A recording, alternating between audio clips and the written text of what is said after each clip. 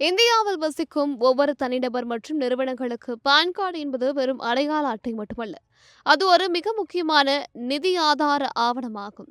பொதுவாக வருமான வரி தாக்கல் செய்ய மட்டுமே பான் கார்டு தேவை என்று பலரும் நினைத்துக் கொண்டிருக்கிறார்கள். ஆனால் வருமான வரி விதிகளின் கீழ், குறிப்பாக விதி 114B யின் படி, அதிக மதிப்பிலான நிதி பரிமாற்றங்களின் போது பான் கார்டு எண்ணை குறிப்பிடுவது கட்டாயமாக்கப்பட்டுள்ளது.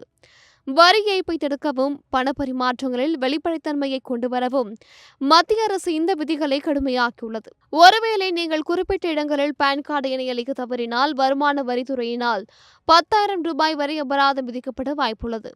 பான் கார்டு கட்டாயமாக்கப்பட்டுள்ள 10 முக்கிய இடங்களை பற்றி இப்போது விரிவாக பார்க்கலாம். முதலாவதாக, வங்கி அல்லது தபால் நிலையங்களில் ஒரே நாளில் 50,000 ரூபாய்க்கு மேல் ரொக்கமாக டெபாசிட் செய்தாலோ அல்லது குறிப்பிட்ட காலகட்டத்தில் 2.5 லட்சத்திற்கு மேல் டெபாசிட் செய்தாலோ பான் கார்டு அவசியம். இரண்டாவதாக, 10 லட்சத்திற்கும் மேல் மதிப்புள்ள அசையா சொத்துக்களை வாங்கும் போதும் அல்லது விற்கும் போதும் பான் கார்டு எண்ணை குறிப்பிடுவது கட்டாயமாகும்.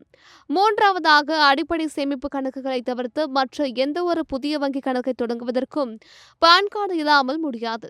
நான்காவதாக, இருசக்கர வாகனங்களை தவிர்த்து 5 லட்சத்திற்கும் மேல் விலையுள்ள 4 சக்கர வாகனங்களை வாங்கும்போது பான் கார்டு விவரங்களை அளிக்க வேண்டும். ஐந்தாவதாக, வெளிநாட்டு பயணம் மேற்கொள்பவர்கள் அல்லது வெளிநாட்டு கரன்சிகளை வாங்குபவர்கள் 50,000 ரூபாய்க்கு மேல் ரொக்கமாக செலுத்தினால் பான் கார்டு தேவைப்படும்.